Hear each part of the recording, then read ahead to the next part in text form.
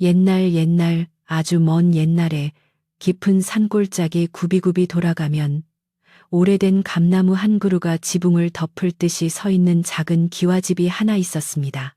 그 집은 마을 사람들에게 감나무 댁이라고 불리곤 했는데 담장 너머로 탐스럽게 익어가는 붉은 감들처럼 집안도 언제나 정갈하고 흐트러짐이 없기로 소문이 자자했던 곳이었습니다. 이 집에는 남편을 일찍 여의고 홀로 된 여인이 살고 있었는데 그녀는 젊은 나이에 혼자가 되었음에도 불구하고 시부모님이 물려주신 집과 논밭을 알뜰히 가꾸며 누구에게도 폐를 끼치지 않고 꼿꼿하게 살아가고 있었습니다. 마을 사람들은 그녀의 부지런함과 단정한 성품을 칭송하면서도 한편으로는 밤마다 홀로 등불을 켜고 바느질을 할 그녀의 적막함을 안타까워하며 혀를 차곤 했습니다.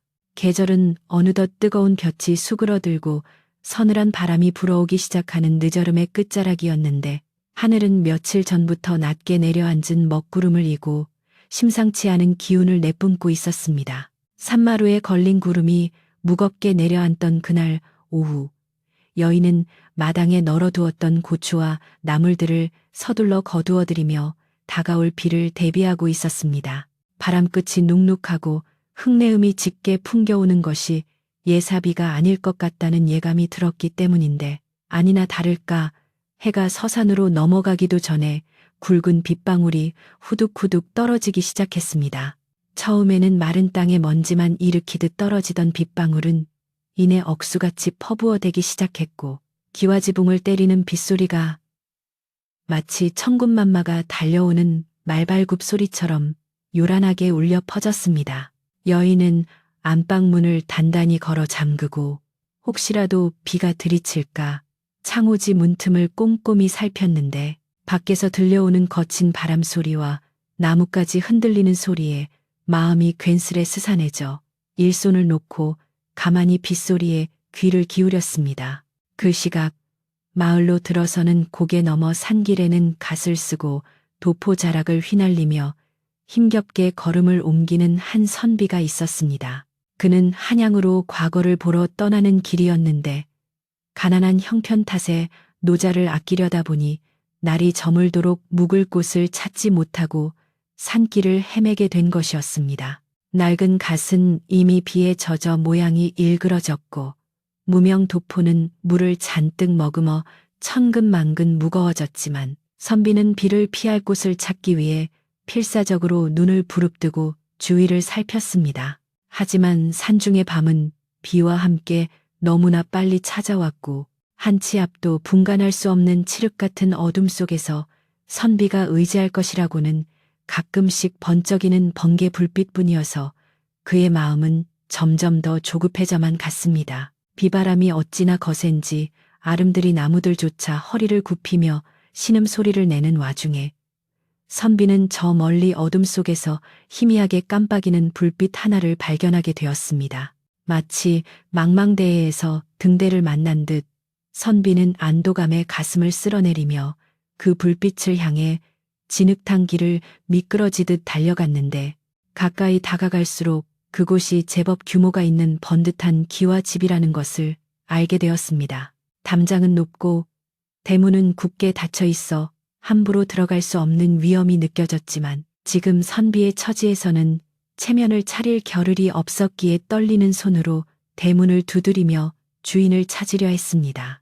그러나 빗소리가 워낙 요란하여 선비의 목소리는 묻혀버리기 일쑤였고 그는 젖은 옷자락을 여미며 있는 힘껏 목청을 높여게 아무도 안 계시오. 지나가는 과객이 온데 잠시 비를 피할 수 있겠소 하고 외쳤습니다. 집안에서 바느질감을 정리하던 여인은 빗소리 사이로 들려오는 희미한 인기척에 화들짝 놀라 바늘을 내려놓고 귀를 기울였습니다. 이 깊은 밤, 그것도 호랑이가 새끼를 친다는 험한 날씨에 누군가 대문을 두드린다는 것은 예사실이 아니었기에 두려움이 앞섰지만 끊임없이 들려오는 애절한 외침을 그냥 지나칠 수는 없었습니다. 여인은 떨리는 마음을 진정시키며 대청마루로 나가 작은 등불을 들고 대문 쪽을 향해 누구시기에 이 야심한 밤에 주인을 찾으시는지요? 하고 물었습니다. 그녀의 목소리는 빗소리에 묻히지 않도록 또렷하고 단단했지만 그 속에는 낯선 이에 대한 경계심이 가득 서려 있었습니다. 대문 밖에 선비는 여인의 목소리가 들리자 반가움에 급히 대답하기를 저는 한양으로 과거를 보러 가던 선비이온데 갑작스런 폭우를 만나 길을 잃고 말았습니다. 하룻밤 묵어가기를 청하는 것은 예의가 아닌 줄 아오나 비가 너무 거세어 처마 밑이라도 좋으니 잠시만 비를 피하게 해주신다면 그 은혜는 잊지 않겠습니다. 라고 말했습니다. 선비의 목소리는 다급했지만 예의가 발라 보였고 말투에서 느껴지는 점잖은 기운이 흉악한 무리 같지는 않았습니다. 여인은 잠시 망설였는데 과부의 집에 외간 남자를 들이는 것은 남녀 유별의 법도에 어긋날 뿐더러 마을 사람들의 입방아에 오를 수도 있는 일이었기 때문이었습니다.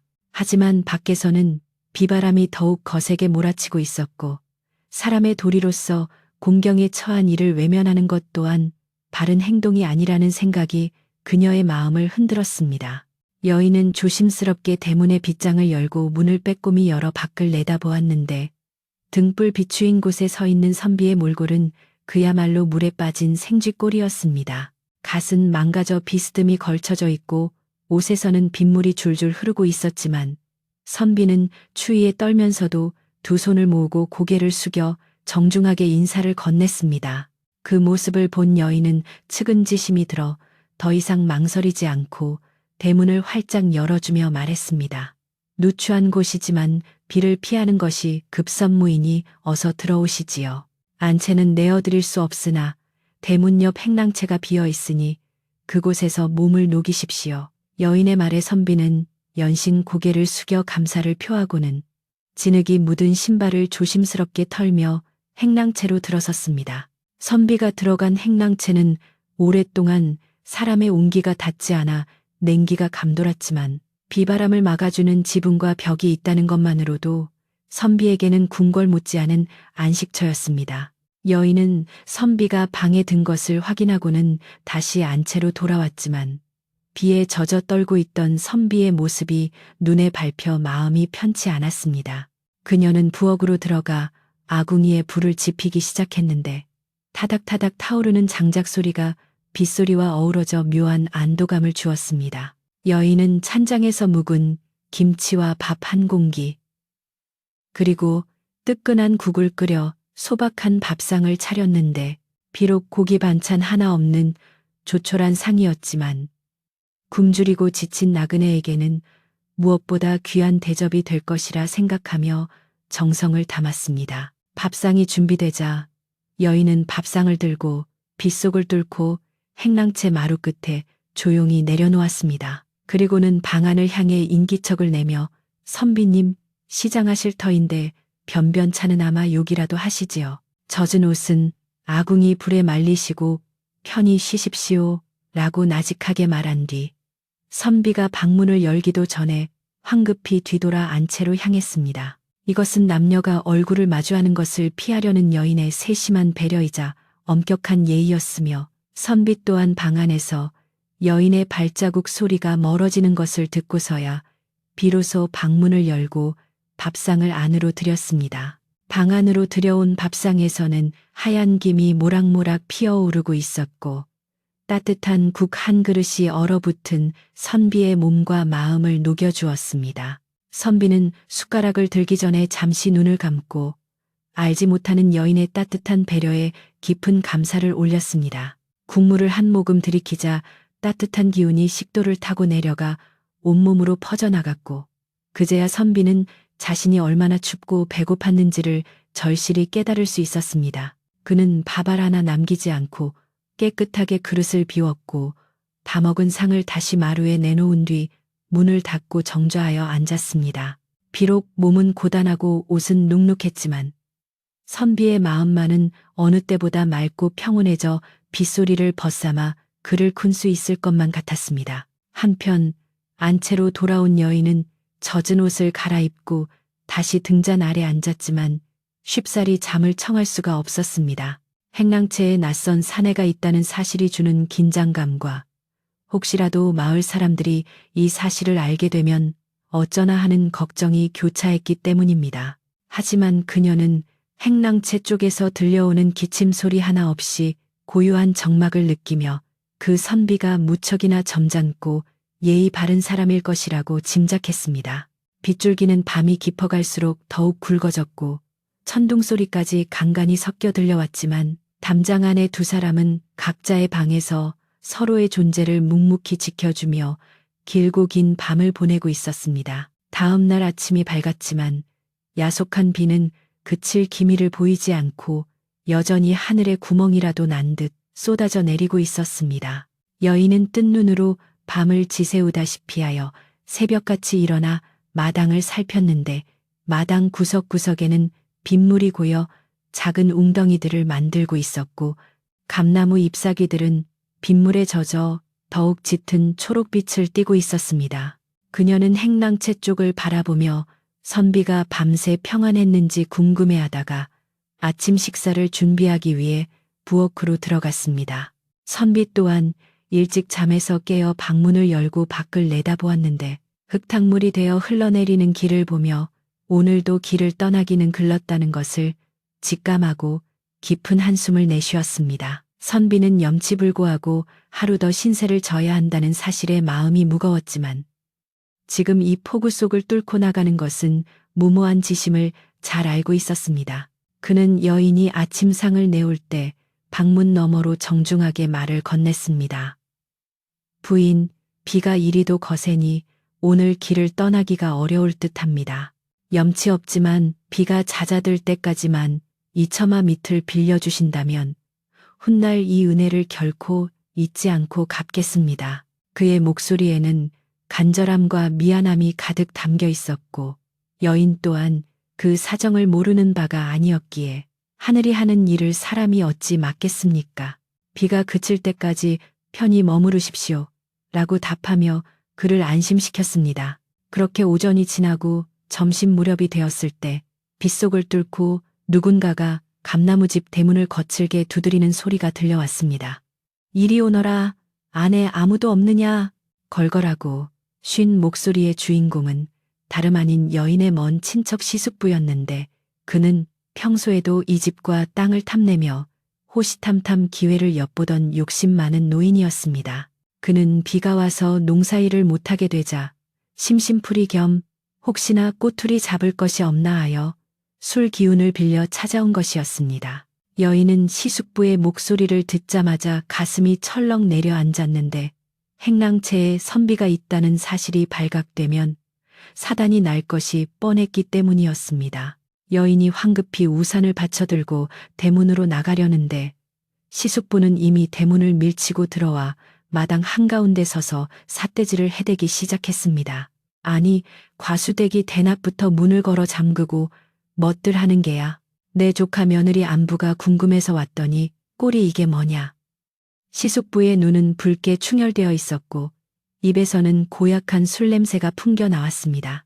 여인은 애써 침착함을 유지하며 숙부님, 비도 오는데 어인걸음이십니까?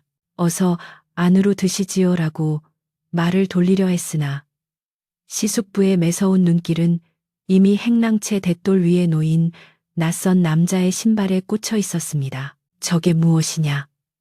저 투박한 신발은 내 조카놈의 것이 아닐진데 과수댁집에 외간 남자의 신발이라니. 이것이 대체 무슨 해괴망측한 일이란 말이냐? 시숙부의 고함 소리는 빗소리를 뚫고 쩌렁쩌렁 울려 퍼졌고 여인의 얼굴은 하얗게 질리고 말았습니다.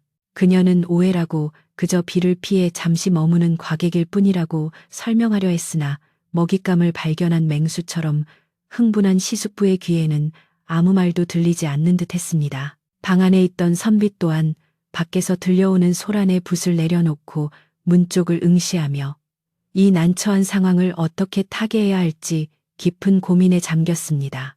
감나무집의 평화롭던 공기는 순식간에 깨지고 폭우보다 더 거센 위기가 닥쳐오고 있었습니다. 빗줄기는 시간이 갈수록 가늘어지기는커녕 하늘이 뚫린 듯 더욱 기세를 올리며 쏟아져 내렸고 마당에 고인 흙탕물은 찰랑거리며 뱃돌 아래까지 차올랐습니다. 시숙부의 고함 소리는 그 거친 빗소리를 뚫고 집안 구석구석을 쩌렁쩌렁 울리며 평온하던 감나무 집의 공기를 단숨에 찢어 놓았습니다. 그는 마치 기다렸다는 듯이 행랑채 대돌 위에 놓인 흙 묻은 신발을 손가락질하며 얼굴을 붉히고 목에 핏대를 세워가며 호통을 쳤습니다. 이 집안이 어떤 집안이냐? 대대로 글 읽는 소리가 끊이지 않았고 내 시아버님이 평생을 바쳐 지켜온 청렴한 선비의 가문이 아니더냐. 그런데 과부가 되어 수절하겠다던 네가 대낮에 외간 사내를 집안에 들이고도 부끄러운 줄 모르고 있단 말이냐. 그의 말은 비수가 되어 여인의 가슴에 꽂혔고 여인은 억울함과 분함에 입술을 깨물며 바르르 떨었습니다. 여인은 젖은 손을 앞치마에 문지르며 떨리는 목소리로 해명하려 애를 썼습니다. 숙부님, 말씀을 삼가 주십시오. 저분은 그저 한양으로 과거를 보러 가던 길에 폭우를 만나 오도 가도 못하게 되어 제가 잠시 비를 피하도록 처마를 내어준 것뿐입니다. 어찌 사사로운 정을 통하는 사이라 매도하십니까? 이는 저에 대한 모욕일 뿐만 아니라 곤경에 처한 나그네에 대한 예의도 아닙니다. 여인은 평소의 온순함을 잃지 않으려 노력하며 또박또박 말을 이었지만 이미 탐욕에 눈이 먼 시숙부에게는 그 어떤 진실도 통하지 않는 듯 했습니다. 시숙부는 콧방귀를 크게 끼며 젖은 도포 자락을 털썩 마루에 걸치고 앉아 더욱 기세등등하게 쏘아붙였습니다. 말대꾸하는 꼴 좀 보게. 비를 피한다고? 이 넓은 산천에 비 피할 곳이 여기뿐이라더냐. 바위 밑도 있고 나무 밑도 있거늘 하필이면 과부 혼자 사는 집, 깊숙한 행랑채까지 기어들어 왔다는 게 말이 되느냐. 이는 필시 네가 평소에 몸가짐을 정갈히 하지 않아 헛소문이 돌았거나 아니면 네가 외로움을 못 이겨 사내를 불러들인 것이 분명하다. 시숙부의 억지는 도를 넘어서고 있었고 그는 이 기회에 여인의 도덕성을 흠집내어 마을에서 쫓아낼 구실을 만들 작정이었습니다. 그의 눈동자는 탐욕스럽게 집안의 기둥과 석가래를 훑으며 마치 이미 이 집이 자신의 것이라도 된 양 거만하게 굴었습니다. 그때 집 뒤편 헛간에서 비를 피해 일을 하고 있던 늙은 하인이 소란스러운 소리를 듣고 허둥지둥 마당으로 달려나왔습니다. 이 하인은 여인의 시아버지 때부터 이 집안의 우진이를 도맡아 해온 충직한 사람으로 여인이 시집오던 날부터 지금까지 그녀의 성품을 누구보다 잘 알고 있는 산증인이었습니다. 그는 쭈글쭈글한 얼굴에 빗물을 잔뜩 묻힌 채 시숙부 앞으로 달려와 허리를 굽히며 애원하듯 말했습니다. 나으리, 나으리, 고정하십시오. 소인이 두 눈으로 똑똑히 보았습니다. 어젯밤 비가 너무 거세어 저 선비님께서 대문 밖에서 몇 번이나 주인을 찾으셨고 마님께서는 남녀가 유별하다 하여 얼굴도 마주치지 않으시고 밥상만 내어드렸습니다. 밤새 방 안에서는 책장 넘기는 소리만 들렸을 뿐 그 어떤 부정한 기색도 없었사옵니다. 그러나 시숙부는 늙은 하인의 말이 채 끝나기도 전에 들고 있던 부채로 하인의 어깨를 거칠게 밀치며 소리쳤습니다. 에이, 늙은 것이 어디서 끼어드느냐. 너도 한통속이냐? 주인이 주는 밥을 얻어먹으니 주인의 허물을 감싸려는 게지. 내 놈의 말은 콩으로 매주를 캤다 해도 믿지 않을 것이다. 썩 물러가라. 하인은 비틀거리며 뒤로 물러났지만 안타까운 눈빛으로 여인을 바라보며 어쩔 줄 몰라 발만 동동 구를 뿐이었습니다. 여인은 하인이 자신 때문에 모욕을 당하는 것을 보자 가슴이 미어지는 듯 아팠고 더 이상 참을 수 없어 눈시울이 붉어진 채 고개를 들었습니다. 숙부님, 어찌 죄 없는 아랫사람에게까지 화를 내십니까? 정문 믿으시겠다면 제가 지금 당장이라도 방문을 열어 확인시켜 드리겠습니다. 하지만 그 전에 숙부님께서 진정으로 걱정하시는 것이 집안의 명예인지 아니면 이 집문서인지 여쭙고 싶습니다. 여인의 당돌한 질문에 시숙부는 잠시 움찔하는 듯 했으나 이내 표정을 일그러뜨리며 삿대질을 해댔습니다. 이 고얀 것, 감히 어른의 속내를 함부로 넘겨짚다니. 그래, 좋다. 네가 정녕 떳떳하다면 내 말을 들어라. 과부가 외간 남자를 들인 것만으로도 이미 칠거지약에 해당하니 너는 더 이상 이 집의 안주인 자격이 없다. 당장 짐을 싸서 친정으로 돌아가거라. 이 집과 논밭은 우리 가문의 재산이니 내가 맡아서 관리할 것이다. 마침내 시숙부의 검은 속내가 빗물처럼 적나라하게 드러나는 순간이었습니다. 그는 젖은 땅을 밟고 서서 마치 판결을 내리는 사또처럼 위압적으로 굴었지만 그 모습은 위엄이 있기는커녕 탐욕에 찌든 추한 몰골에 불과했습니다. 빗줄기는 여전히 거세게 내리꽂히며 마당에 흙을 파내고 있었고 감나무 가지들은 바람에 흔들리며 마치 여인의 흐느낌처럼 잎사귀를 떨구고 있었습니다. 여인은 기가 막혀 말문이 막혔고 억울함에 눈물이 볼을 타고 흘러내려 빗물과 섞였습니다. 남편이 죽고 나서도 억척같이 지켜온 집이었는데 비 피하는 나그네에게 베푼 호의가 도리어 독이 되어 돌아올 줄은 꿈에도 몰랐던 것입니다. 한편 행랑채 방 안에서 이 모든 소란을 듣고 있던 선비는 붓을 내려놓고 깊은 고뇌에 잠겨 있었습니다. 그는 자신의 존재가 주인에게 큰 폐가 되고 있다는 사실에 쥐구멍이라도 찾고 싶은 심정이었으나 동시에 시숙부라는 자의 언행이 도를 넘어도 한참 넘었다는 것을 간파했습니다. 선비는 밤새 글을 읽으며 닦아온 마음의 거울에 비추어 보았을 때 지금 밖에서 벌어지는 일은 단순한 오해가 아니라 약한 자를 핍박하여 이득을 취하려는 악한 의도가 분명해 보였습니다. 그는 무릎 위에 놓인 두 주먹을 꽉 쥐었다 펴기를 반복하며 선비로서 나아가야 할 길과 물러서야 할 길 사이에서 갈등했습니다. 그가 지금 당장 뛰쳐나가면 오히려 시숙부의 주장에 힘을 실어주는 꼴이 될 수도 있었기에 조심스러웠지만 그렇다고 해서 죄 없는 여인이 억울한 누명을 쓰고 쫓겨나는 것을 모른 척할 수는 없는 노릇이었습니다. 선비의 귀에는 여인의 떨리는 목소리와 늙은 하인의 탄식, 그리고 시숙부의 표독스러운 고함 소리가 빗소리와 섞여 어지럽게 들려왔습니다.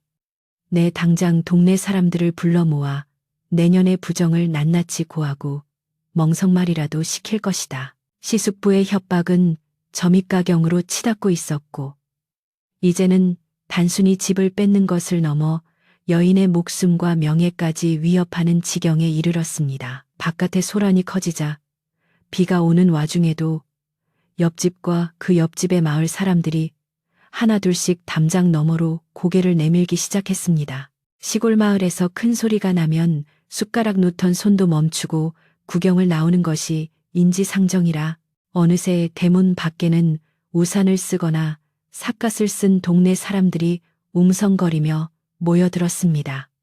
무슨 일인가? 감나무 댁에서 웬 싸움이 났나 보네.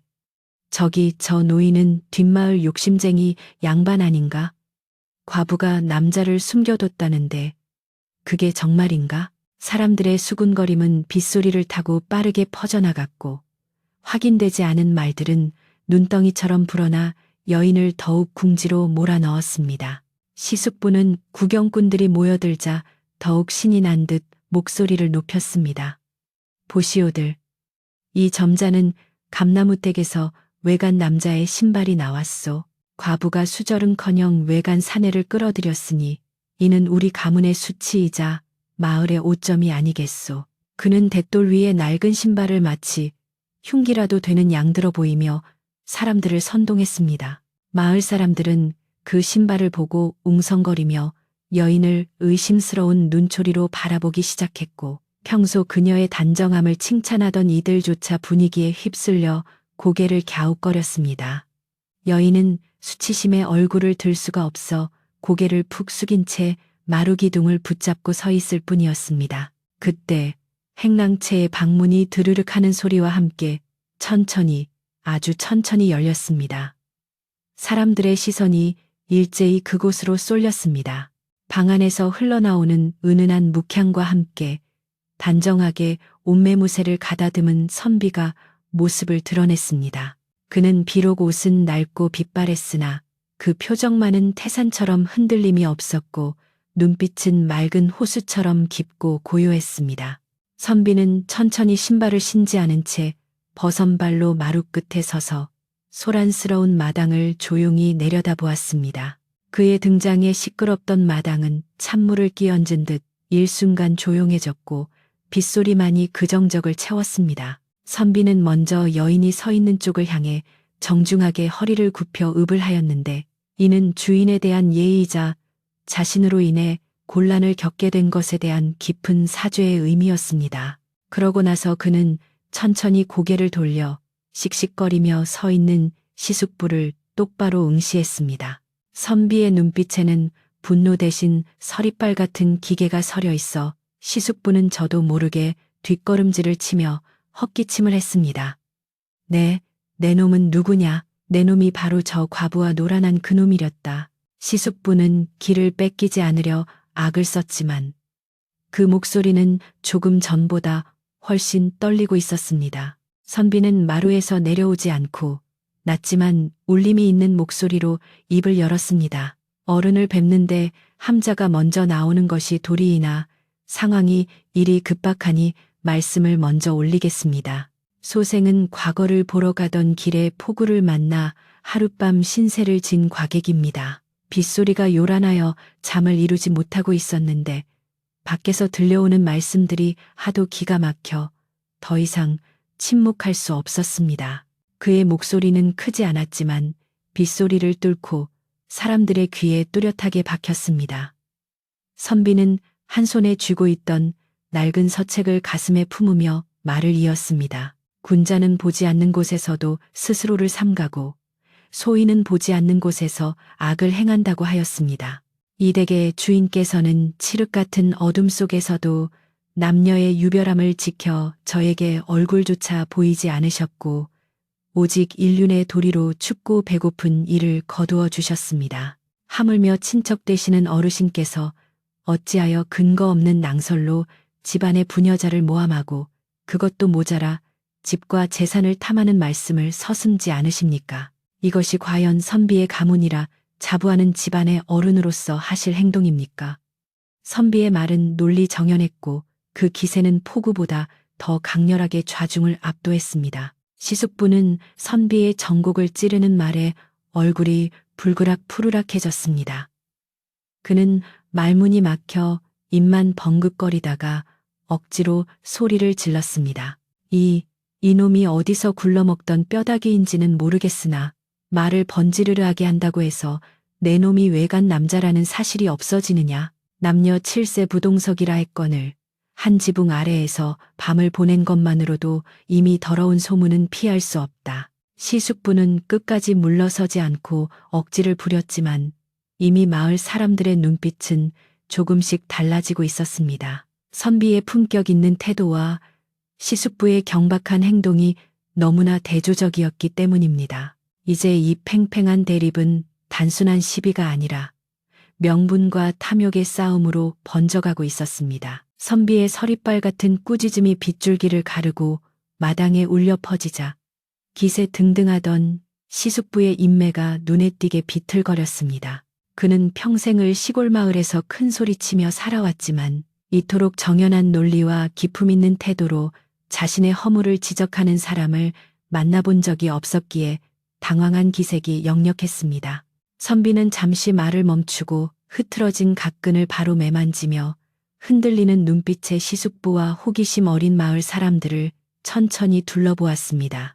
그의 침착한 태도는 마치 폭풍우 속에서도 뿌리 깊은 나무처럼 흔들림이 없었기에 구경하던 사람들은 저절로 숨을 죽이고 다음 말을 기다리게 되었습니다. 선비는 다시 한번 목소리를 가다듬어 이번에는 시숙부가 아닌 마을 사람들을 향해 호소하듯 부드럽지만 단호한 어조로 입을 열었습니다. 여러분 보십시오. 지난밤 하늘이 뚫린 듯 퍼붓던 비를 기억하실 것입니다. 무릇 사람의 도리란 곤경에 처한 이를 외면하지 않는 측은지심에서 시작된다고 배웠습니다. 이 댁의 주인께서는 굶주리고 지친 나그네를 위해 남녀가 유별한 법도 속에서도 가장 지혜롭고 자비로운 방법으로 저를 구해주셨습니다.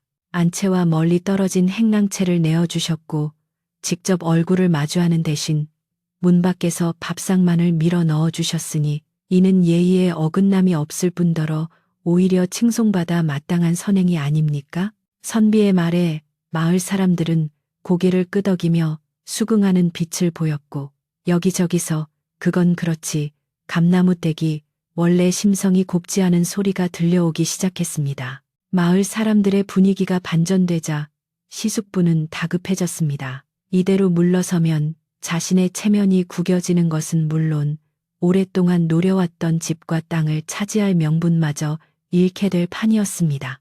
그는 불그락푸르락해진 얼굴로 씩씩거리며 억지를 부리기 시작했습니다. 이보시오들, 저 말솜씨에 속지 마시오. 말로는 무슨 소린들 못하겠소.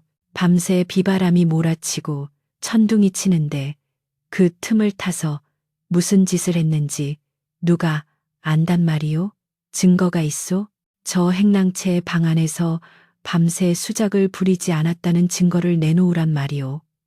시숙부의 억지는 추하기 짝이 없었으나 증거라는 말에 사람들의 시선은 다시 선비에게로 쏠렸습니다. 아무리 말이 좋아도 밀폐된 공간에서의 일을 증명하기란 쉽지 않은 일이었기 때문입니다. 선비는 시숙부의 비열한 요구에도 전혀 동요하지 않고 오히려 엷은 미소를 지으며 고개를 끄덕였습니다. 증거라 하셨습니까? 좋습니다. 하늘을 우러러 한 점 부끄러움이 없으니 제 결백을 증명할 물건을 보여드리지요. 선비는 뒤를 돌아 늙은 하인을 불렀습니다. 어르신, 수고스럽겠지만 방 안 책상 위에 제가 밤새 쓴 종이 묶음과 벼루를 그대로 가져와 주시겠습니까? 그리고 어젯밤 제가 썼던 호롱불의 기름통도 함께 가져와 주십시오. 하인은 선비의 의도를 알아차린 듯 굽은 허리를 펴고 잽싸게 행랑채 방으로 달려들어갔습니다. 마당에는 다시 팽팽한 긴장감이 감돌았고 빗줄기만이 여전히 추적추적 내리며 사람들의 어깨를 적시고 있었습니다. 잠시 후 늙은 하인은 양손에 화선지 묶음과 기름이 바닥난 호롱불 접시를 조심스럽게 들고 마루로 나왔습니다. 선비는 하인에게서 종이 묶음을 건네받아 시숙부와 마을 사람들이 잘 볼 수 있도록 펼쳐 보였습니다. 그 종이에는 빽빽하게 글씨가 쓰여 있었는데 먹물이 채 마르지 않은 듯 묵향이 은은하게 퍼져나왔습니다. 이것은 제가 어젯밤 빗소리를 벗삼아 쓴 글들입니다. 초저녁부터 새벽 닭이 울 때까지 저는 단 한순간도 붓을 놓지 않고 경전을 필사하고 시를 지었습니다. 내용을 보시면 아시겠지만 빗소리의 변화와 시간의 흐름에 따라 제 심경을 적어 내려간 것들입니다. 만약 제가 딴 마음을 품었다면 어찌 이토록 많은 글을 한치의 흐트러짐 없이 써내려갈 수 있었겠습니까? 선비가 보여준 종이에는 단정한 해서체로 글들이 가득 차 있었는데 글을 모르는 까막눈이 보아도 그 필체가 예사롭지 않고 정성이 가득하다는 것을 알 수 있을 정도였습니다. 마을에서 글깨나 읽는다는 훈장 어른이 사람들 틈에서 나와 안경을 고쳐 쓰고 그 글을 들여다보았습니다. 훈장 어른은 한참 동안 글을 읽어 내려가더니 무릎을 탁 치며 감탄을 뱉어냈습니다. 참으로 명문이로다. 밤비 소리에 귀를 씻고 주인의 인심에 마음을 씻는다라. 이 글에는 시시각각 변하는 빗소리와 고요한 밤의 정취가 그대로 담겨 있네. 이는 뜬 눈으로 밤을 지새우며 붓끝에 정신을 집중하지 않고서는 도저히 나올 수 없는 글이야. 이 선비의 말은 티끌만큼의 거짓도 없네. 훈장 어른의 보증까지 더해지자 시숙부의 얼굴은 사색이 되었습니다. 하지만 선비의 증명은 여기서 끝이 아니었습니다. 선비는 늙은 하인이 들고 있는 호롱불 접시를 가리키며 말을 이었습니다. 그리고 저 호롱불을 보십시오. 어젯밤 초저녁에 가득 채워져 있던 기름이 지금은 바닥을 드러내고 심지만 까맣게 타 있습니다. 이는 제가 밤새도록 불을 밝히고 책을 읽고 글을 썼다는 명백한 증거입니다. 만약 제가 잠을 잤거나 방을 비웠다면 기름이 저리도 깨끗하게 말라버리지는 않았을 것입니다.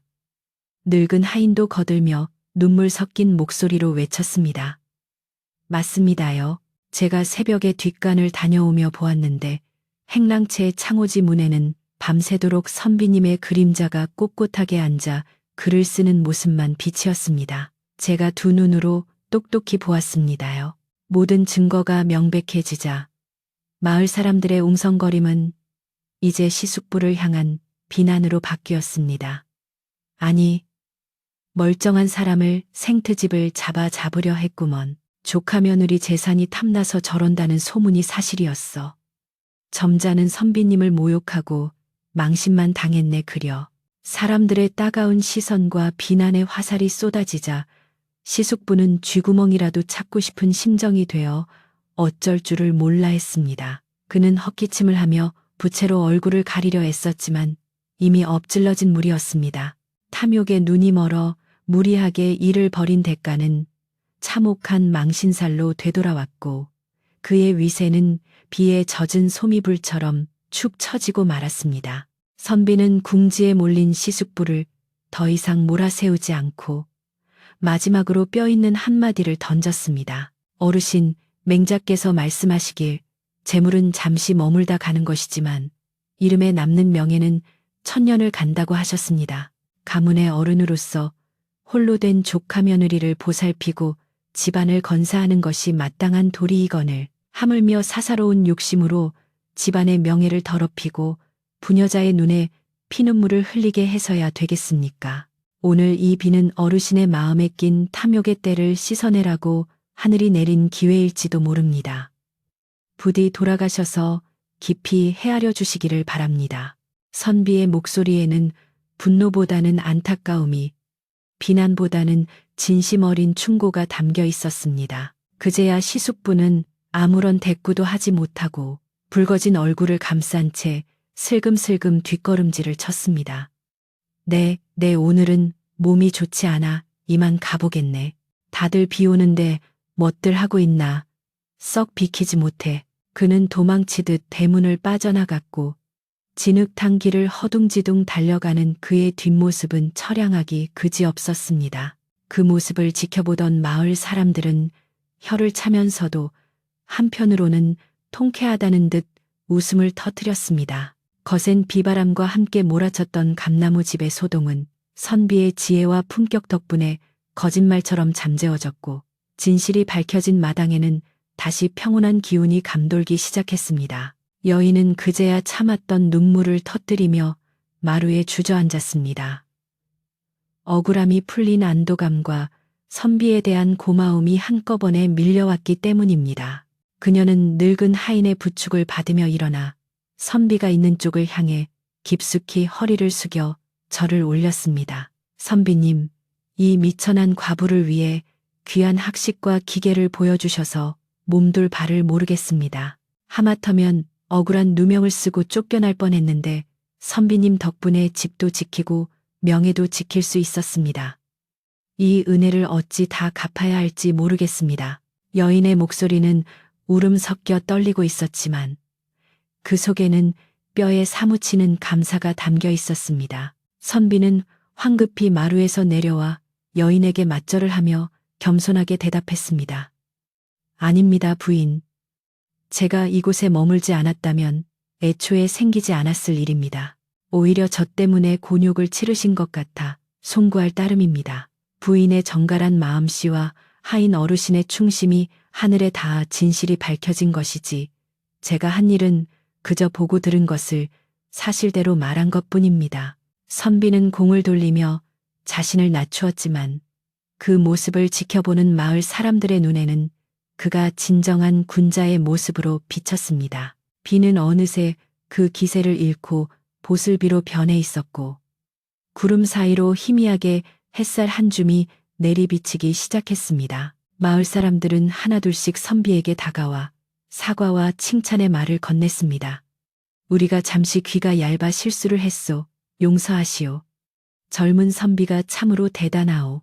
이번 과거에 꼭 급제하실게요.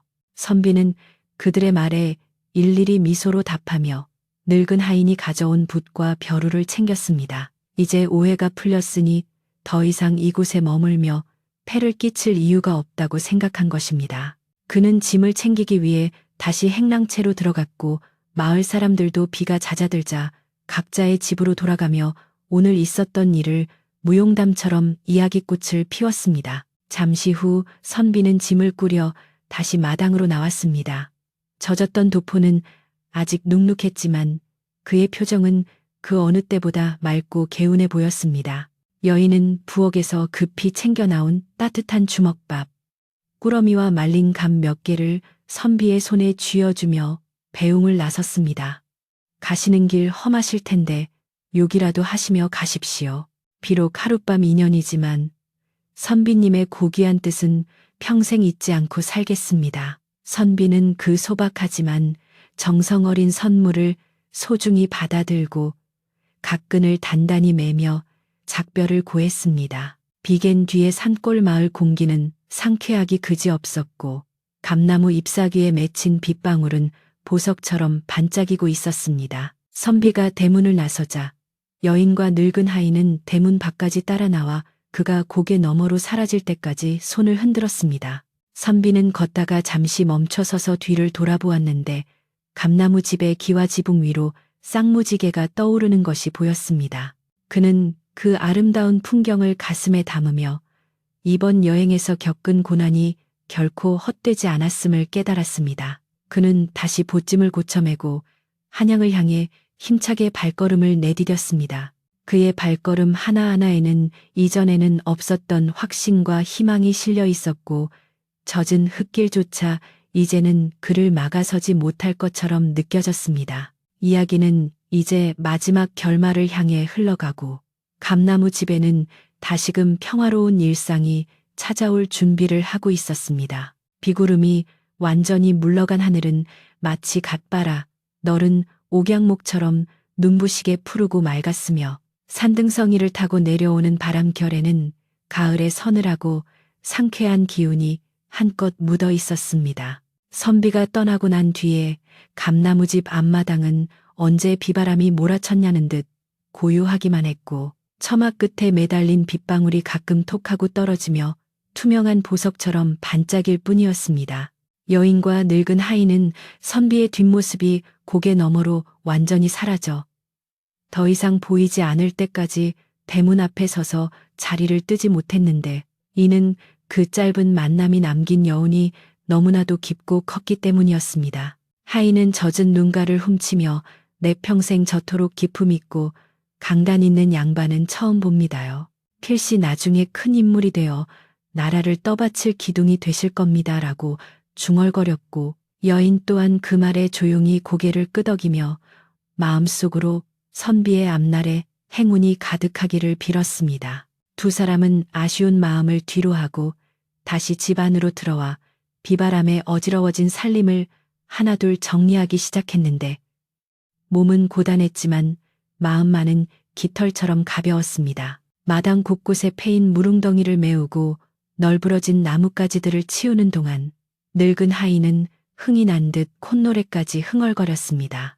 여인은 행랑채로 들어가 선비가 머물다간 방을 청소했는데 방 안에는 아직도 그가 글을 읽을 때 피웠던 은은한 묵향이 배어 있어 마치 그가 여전히 그곳에 앉아 있는 듯한 착각을 불러일으켰습니다. 그녀는 선비가 단정하게 개어놓은 이부자리를 매만지며 낯선 일을 위해 자신의 명예를 걸고 맞서 싸워준 그 용기에 다시금 감동했습니다. 폭우가 휩쓸고 간 자리에 남은 것은 상처가 아니라 사람에 대한 믿음과 따뜻한 정이라는 사실이 그녀의 가슴을 뭉클하게 만들었습니다. 한편 마을 사람들 앞에서 망신을 당하고 도망치듯 사라졌던 시숙부는 그날 이후로 코빼기도 보이지 않았는데 들리는 소문에 의하면 화병이 나서 몸져 누웠다고도 하고 창피해서 바깥 출입을 끊었다고도 했습니다. 평소 그의 횡포에 시달리던 마을 사람들은 10년 묵은 체증이 내려간 듯 통쾌해하며 335 모일 때마다 감나무 집 이야기를 꽃피웠습니다. 그 욕심쟁이 영감이 젊은 선비한테 혼쭐이 나는 꼴을 봤어야 하는데 말이야. 그러게 죄짓고는 못 산다는 말이 딱 맞아.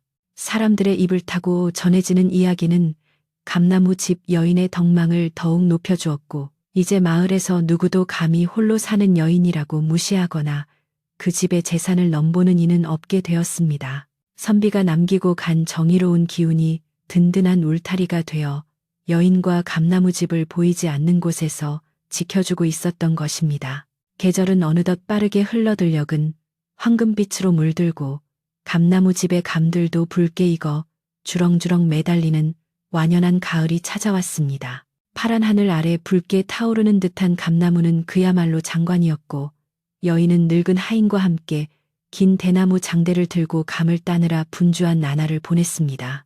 잘 익은 감을 하나하나 조심스럽게 따서 광주리에 담을 때마다 여인은 문득 지난 여름 비를 피해 찾아왔던 그 선비의 얼굴을 떠올리곤 했습니다. 그가 떠날 때 쥐어주었던 주먹밥과 말린 감을 맛있게 먹었는지, 과거 시험은 무사히 치렀는지 궁금해지기도 했습니다. 마당 가득 쌓인 풍성한 수확물을 바라보며 그녀는 올해 농사가 유난히 잘 된 것도 어쩌면 그 선비가 가져다 준 복 덕분이 아닐까 생각하며 미소 지었습니다. 그러던 어느 날 마을 어귀에서부터 꽹과리 소리와 함께 요란한 소식이 들려왔는데 한양에서 내려온 파발마가 마을을 지나갔다는 것이었습니다. 마을 사람들은 무슨 일인가 하여 웅성거림 속에 모여들었고 곧 놀라운 소식이 감나무집에 당도했습니다. 지난 여름 그 비오는 날 밤 행랑채에 묵어갔던 그 선비가 이번 과거 시험에서 장원 급제하여 높은 벼슬을 얻었다는 소식이었습니다. 소식을 전해 들은 늙은 하인은 마당에서 덩실덩실 춤을 추며 내가 뭘 했습니까? 그분은 예사분이 아니라고 했지요. 그분이 장원 급제를 하셨다니 우리 집에 용이 머물다 간 것이나 다름없습니다요 라고 외쳤습니다.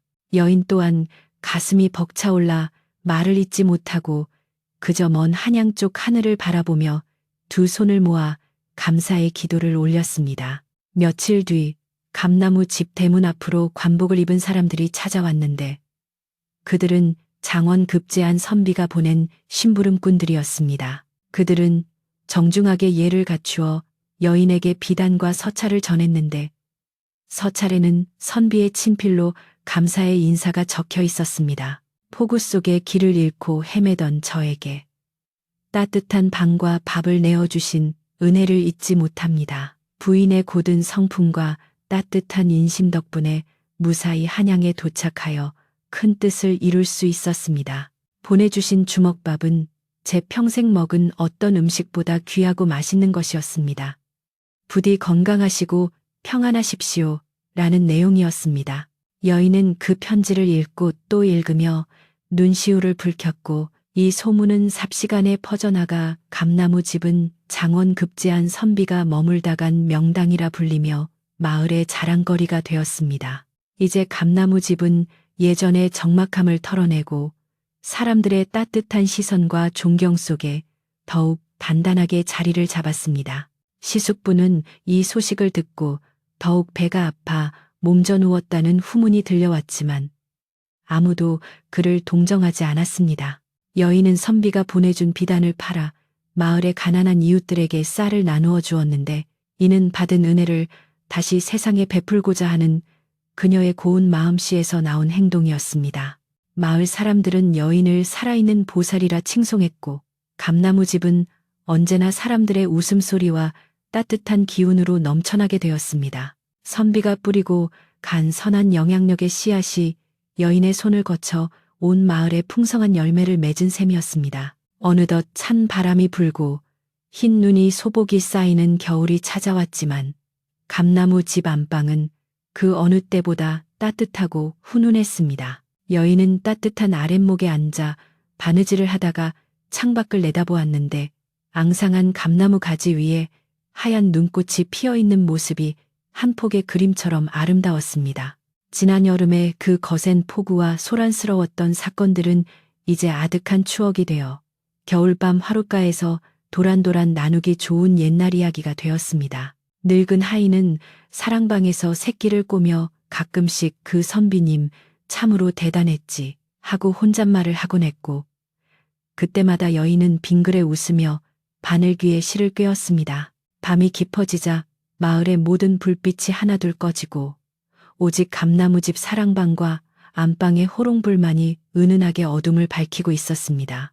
밖에서는 삭풍이 불어 나뭇가지를 흔들었지만 문풍지 하나 사이로 집안은 고요하고 평화롭기 그지 없었습니다. 여인은 바느질감을 정리하고 잠자리를 펴며 오늘 하루도 무사히 보낼 수 있었음에 감사했습니다. 그녀는 이제 더 이상 외롭거나 두렵지 않았습니다. 세상 어딘가에 자신의 진심을 알아주는 사람이 있다는 사실, 그리고 선행은 언젠가 반드시 복이 되어 돌아온다는 믿음이 그녀의 마음을 든든하게 채워주고 있었기 때문입니다. 그녀가 자리에 눕자 따뜻한 온기가 등허리를 감싸며 하루의 피로를 사르르 녹여주었습니다. 천장을 바라보며 그녀는 문득 선비가 읊었던 시 구절을 떠올려 보려 했지만 기억은 가물가물하고 대신 편안한 졸음이 밀려왔습니다. 마당 한 구석에 웅크리고 잠든 누렁이도 편안한 숨소리를 내고 늙은 하인도 코를 골며 깊은 잠에 빠져들었습니다.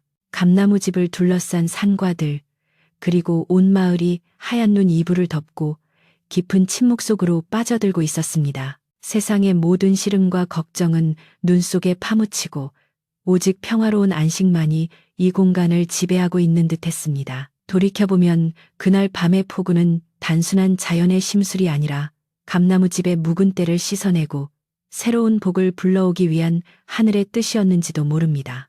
비온 뒤에 땅이 굳어진다는 옛말처럼 여인과 감나무집은 시련을 겪으며 더욱 단단해졌고 그 향기는 멀리 퍼져나갔습니다. 선비는 나라의 훌륭한 목민관이 되어 백성들을 보살피고 여인은 마을의 덕망 있는 어른으로 존경받으며 늙은 하인은 편안한 노후를 보내게 되었으니 이보다 더 좋을 수는 없는 결말이었습니다. 인연이란 참으로 묘한 것이어서 스치듯 지나가는 만남이라도 진심을 다하면 훗날 아름다운 꽃으로 피어난다는 것을 이 이야기는 조용히 속삭여주고 있었습니다. 이제 이야기도 끝을 향해 가고 여러분의 눈꺼풀도 무거워지셨을 시간입니다. 감나무 집 지붕 위에 뜬 보름달이 환하게 웃으며 세상을 내려다보고 있습니다. 달빛은 마당에 쌓인 눈 위에 내려앉아 은가루를 뿌린 듯 반짝이고 처마 밑에 매달린 곶감은 달콤한 꿈을 꾸듯 꾸덕꾸덕 말라가고 있습니다. 바람 소리는 자장가처럼 부드럽게 창문을 두드리고 따뜻한 방바닥의 온기는 여러분을 포근한 꿈나라로 안내할 준비를 마쳤습니다. 모든 갈등은 눈 녹듯 사라지고 선한 사람들이 행복하게 사는 세상, 그것이 우리가 꿈꾸는 내일이자 오늘 밤 여러분이 꾸게 될 꿈속의 풍경일 것입니다. 어느새 촛불도 가물가물 꺼져가고 이야기꾼의 목소리도 점점 작아집니다. 옛날, 아주 먼 옛날, 비 오는 날 감나무 집을 찾았던 선비의 이야기는 여기서 끝이 나지만 그들이 보여준 따뜻한 마음과 용기는 오래도록 전해져 내려올 것입니다. 혹시라도 살다가 호준비 같은 시련을 만나거든 이 감나무집 이야기를 떠올리며 잠시 쉬어 가시기를 바랍니다. 비는 언젠가 그치고 그 뒤에는 반드시 맑은 햇살과 아름다운 무지개가 기다리고 있을 테니까요. 이제 걱정은 모두 내려놓으시고 이 평화로운 감나무집의 온기를 느끼며 깊고 편안한 잠에 드시길 바랍니다. 자, 이제 불을 끄고 조용히 눈을 감아 보세요. 들리시나요? 저 멀리 산사에서 들려오는 은은한 풍경 소리와 감나무 가지를 스치는 바람 소리가 오늘 밤은 아무런 꿈도 꾸지 않고 푹 주무실 수 있을 겁니다. 세상에서 가장 편안한 밤이 되시기를 바라며 저는 이만 물러가겠습니다. 안녕히 주무십시오. 이야기는 여기서 모두 끝이 났습니다. 감나무 집의 등불도 꺼졌고 선비의 발걸음도 역사 속으로 사라졌습니다. 비 내리던 밤의 인연이 만들어낸 따뜻한 이야기가 여러분의 마음속에 작은 온기로 남았기를 바랍니다. 긴 이야기 함께 해주셔서 고맙습니다. 이제 남은 밤은 여러분만의 고운 꿈으로 채우시길 바랍니다. 안녕히 주무십시오.